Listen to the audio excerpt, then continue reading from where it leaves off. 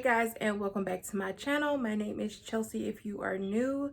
So today I have another story time for you all. The last story time is doing pretty well, so I figured I would bring you guys another one.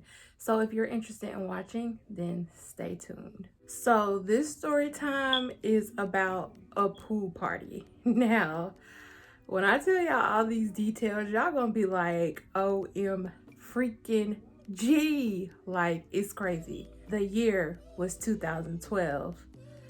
The time of the year, it was summertime, of course, because it's a pool party. So I'm gonna fast forward back to, I guess I would say May of 2012. So it's May, it's my junior year. I'm about to be out of school for the summer, and when the summer ends, I'm gonna be a senior in high school. Summer 2012 was a lit summer for me. Like, I was out the house doing stuff every single day. Like, I was never home.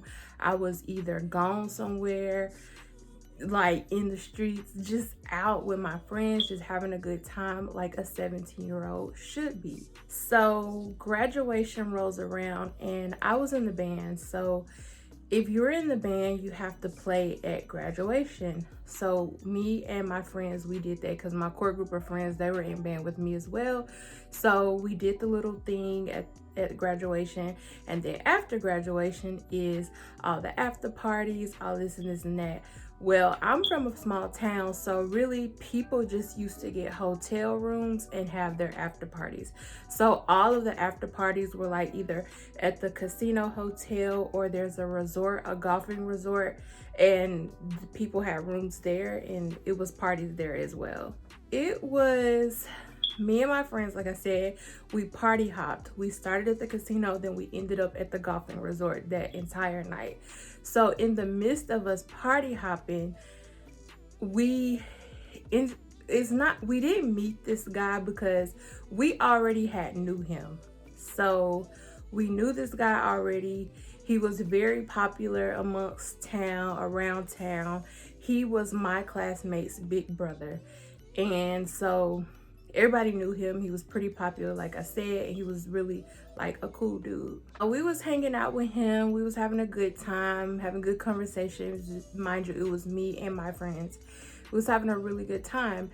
So fast forward from that night, we all started following each other on Twitter. So my group of friends, him and his group of friends, like we all started following each other on Twitter, interacting on Twitter. And y'all know back in 2012, Twitter was like popping. Like we would be up all night on Twitter, just tweeting anything, tweeting anybody. Like a lot of my friends' relationships started from a DM on Twitter. Like it was crazy. So Twitter was the thing back then. We were all on Twitter. Like I said, we would be up all night on Twitter. So he would tweet us, we would tweet him, and we thought we was the shit, honey, because like I said, he was popular, and him and his friend group was really messing with us like real hard. So we was young. We was like 16 and 17, and him and his friend group, they was like 6 years older than us. So we really thought we was the shit. With the association of this group, like I said, we thought we was the shit. We thought, baby, what? Let me tell you, that whole summer, we was getting invited to all the parties, all the events, all of the everything that was going on. We was there because he invited us. So like I said, we was hanging out with them, seeing them at events all summer. He was inviting us to parties, and we was there. I remember one time one of my friends actually got in trouble because somebody that knew their parents was there at one of the parties, and they snitched on us. Because like I said, we was 16 and 17, and this crowd was substantially older than us. The summer is winding down. It's almost time to go back to school. And this guy, we're gonna give him a name. I'm gonna call him James, okay? James decided to throw a pool party for back to school. So of course he invited us. Everybody was pretty much invited. It was like a big thing. Like he wanted everybody to be there. So when me and my friends got wind of the party, we was like, of course we're going. But we didn't know how we was gonna get there because the party was like, it was in this small town that they're from, but the party was probably about 20 minutes away from where we all lived.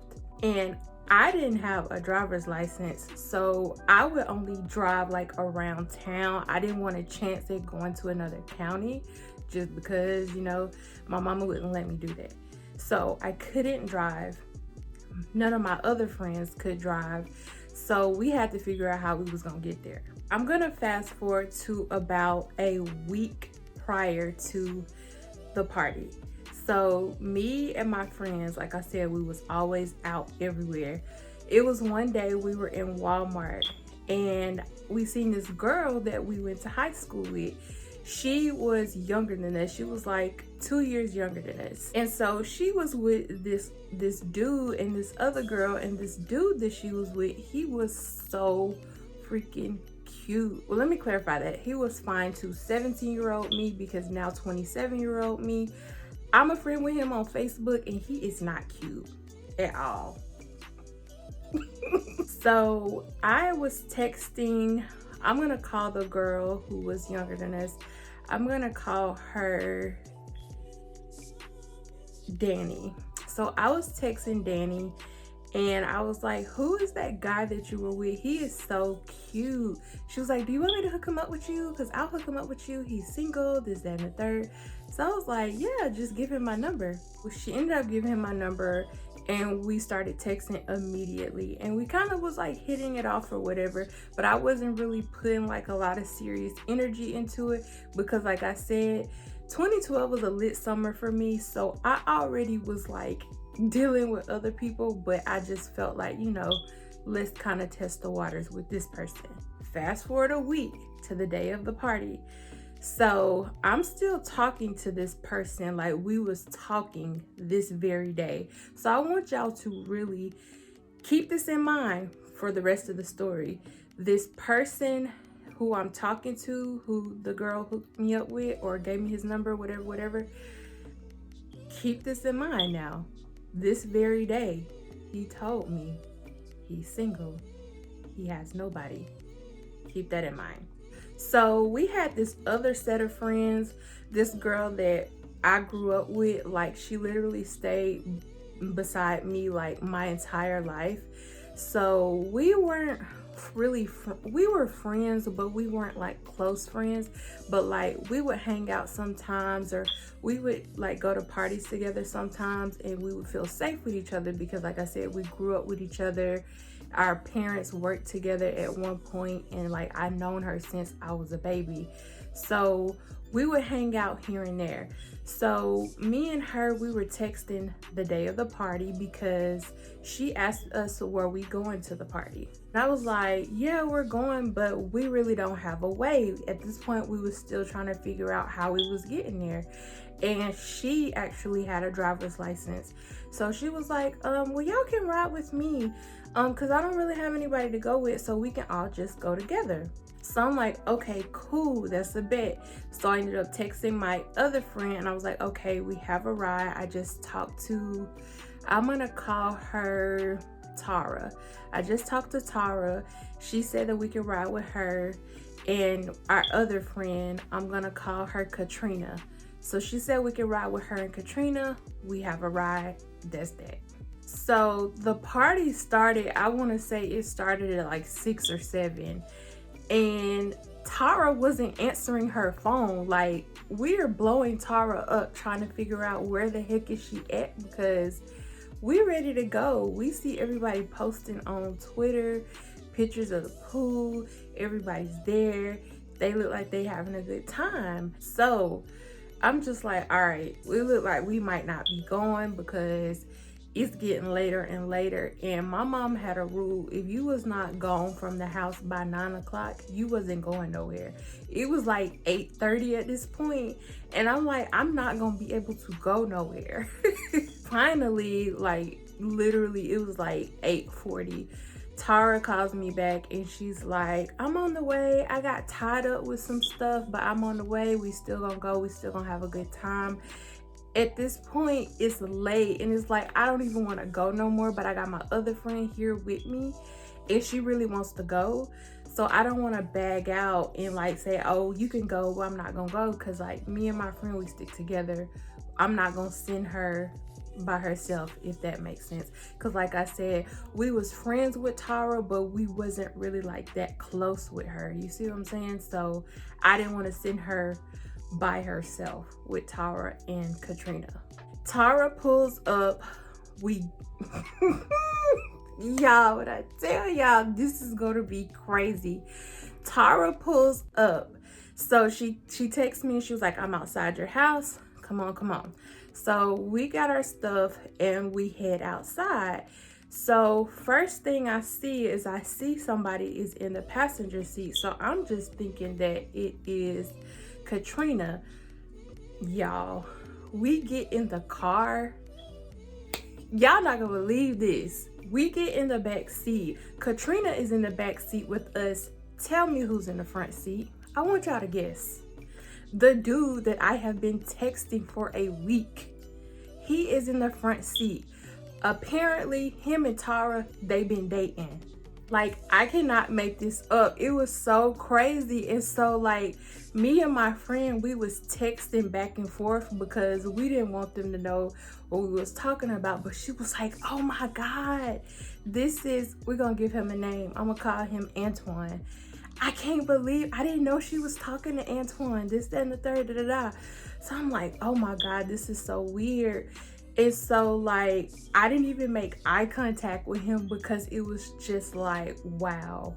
Like, we just had this conversation earlier today that you were single and you wasn't seeing nobody, but you messing with Tara. So explain this to me because I need to know. I guess he didn't know that me and Tara knew each other. So I guess he felt like I wasn't gonna find out, but I wasn't really like putting too much stank on it because like I said, I wasn't really putting a lot of energy into it. But it's just the simple fact that like, you lied to me. Literally the whole car ride to the pool party was so weird. Like, it was so much tension in the air. Like, nobody was talking to each other, period. Like, except me and my friend, we was texting each other back and forth about the situation, but literally nobody was talking. And it felt so weird because it's like, I don't understand why Katrina and Tara were not talking, because they didn't know that I was talking to him or had been talking to him for a week. So I just still to this day don't understand why they weren't saying anything to each other. But we get to the place where the town that the party is. So she ended up dropping him off at like a friend's house or something. So when we get to the party, it's just us 4 girls. And when I say when we get to the party, it's just us 4 girls, I literally mean that, because there were no girls there, like none. When we got there, it was just nothing but dudes. And so at this point, I'm just like, I should have stayed home because this was very misleading. Like, what we saw on social media, we was thinking like a bunch of our homegirls was there. Nobody was there but a bunch of drunk dudes. We're just standing around at this point on our phone because I'm just like, we might need to blow this joint because this wasn't really the scenery that we was looking for, and I feel a little uncomfortable. And so because it was a pool party, of course we had on our swimsuits, but we also had on a cover up. So I had on a cute cover up, my friend had on a cute cover up, and then the other 2 girls, they had on little cover ups. So they was like, y'all need to get in the pool, this, that. They were like pressuring us to get in the pool. We was like, no, because, you know, we don't have nobody to watch our phones. We don't have nobody to watch anything. So we're not gonna get in the pool. Eventually, I started seeing familiar faces. I saw one of my classmates who I was really cool with. He's a guy. And then I also saw one of my cousins too.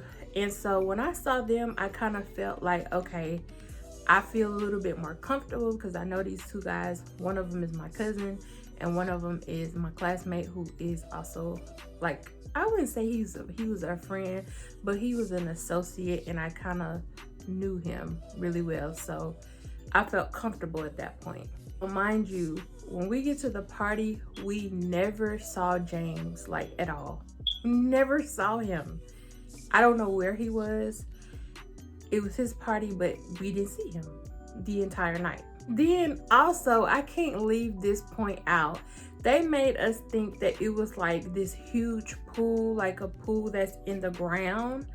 When we got there, it was one of those pools from Walmart that's like wrapped in the blue, the blue stuff, like ghetto. It was just very deceiving. It wasn't what it gave or what the invitation gave, okay? It just was not there. Eventually, we ended up getting in the pool. So we entrusted the guys that we knew to watch over our stuff. Mind you, this was a bad, horrible idea. So we're in the pool. We probably were in the pool for about a good 30 minutes. And I kept looking over my shoulder to make sure that, for one thing, our phones and our wallets were there. And another thing, to make sure that the people we assigned to look after our stuff were still there.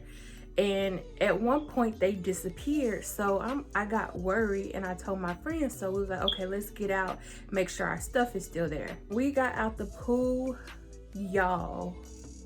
Tell me why all 4 of our phones were gone. All 4 of our wallets were gone. At this point, it got really real, because like I said, they stole our phones. We are teenage girls in a town that's 20 minutes away from our home. Our parents can't get in contact with us because our phones have been stolen. We have no money because our wallets were stolen. So at this point, we got to figure something out. So Katrina ended up going crazy. Like, she went nuts. Like, she had picked up a beer bottle and she was gonna bust somebody in the head with it. Like, it got out of control. So I was just like, look, let's just go home and let's just try to figure out what's going on, because at this point we knew that somebody there took our stuff. I don't want to this day, I still don't know who it was. I don't want to say that it was the people who we assigned, because I don't want to believe that it was them, because like I said, I knew them, but somebody there took it. So eventually we ended up leaving after we raised a whole bunch of hell. Like, they was talking about calling the police on us, and I'm just like, calling the police on us? Y'all stole from us. What do you mean? We ended up getting in Tara's car and we're driving, and at this point, like I said, we have no phone, we have no money, no nothing. And when we took our cover-ups to get out in the pool off, they stole our cover-ups too. So at this point, we're basically naked. It's like 11:30 at night. And so Tara, she had a job, so we ended up going to her job to use the phone. And so I was trying to call my mom. My mom was not picking up, partly because she probably didn't know whose number that was, and she does not answer unknown numbers. She ended up getting in touch with her people, telling them what went on. Everybody ended up calling her folks. So we ended up dropping everybody off. I think I was the last person to get dropped off. So I pulls up with Tara. I get out the car. Mind you, again, I'm basically naked because I have no cover up. So my mama is like, what is going on? I've been calling you, I've been texting you. So I told her. I didn't want to tell her, but I had to, because at this point, what else could I do? Like, I told her, like, my phone was stolen. Like, all 4 of our phones were stolen. We had no phone. So she is going in. Oh my God, she screamed. She went insane. Like, it was horrible. And so we were looking for James to like reach out to us, or like, you know, just let us, just something.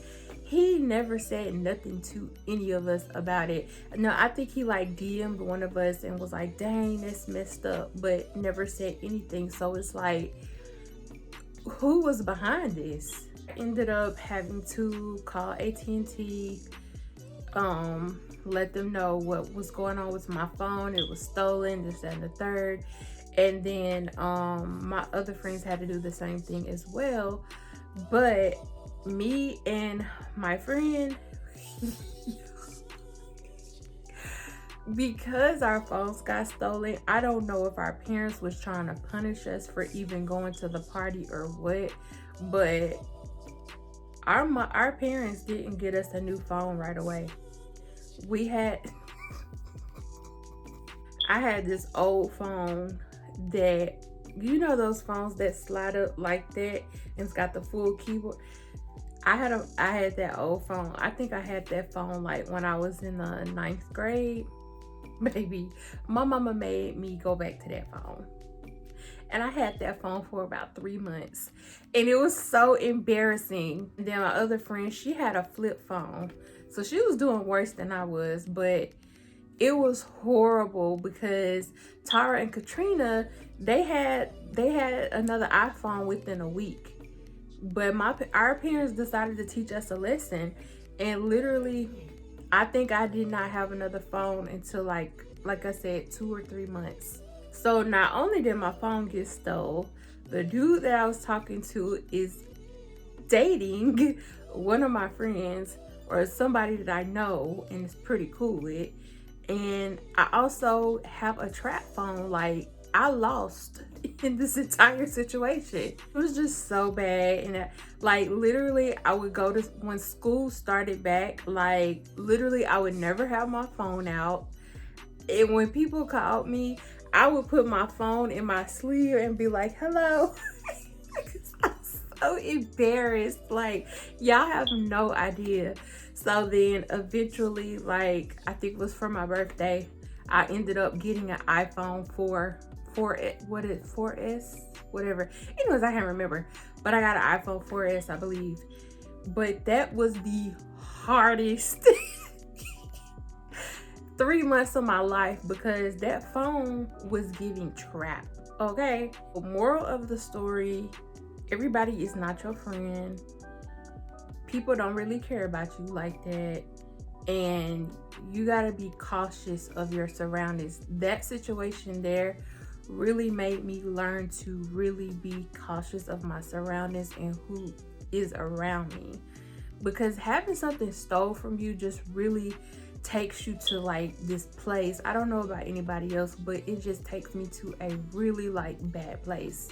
All right guys, so that is it for today's story time. I hope you guys enjoyed this story, and of course, if you guys would like more content like this, be sure to like, comment, and let me know down in the comments. Also, don't forget to subscribe if you are not already. Thank you guys so much for watching, and I'll see you guys in the next one. Bye.